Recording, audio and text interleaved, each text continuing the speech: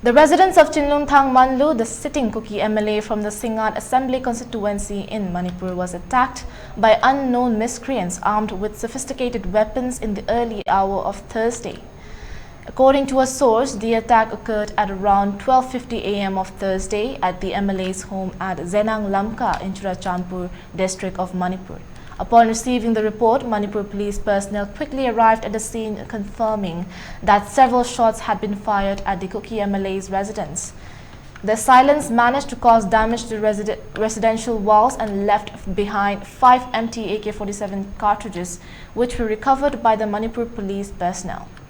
After carrying out the attack, the armed men fled under the cover of darkness. The motive behind the attack remains unknown and no casualties have been reported.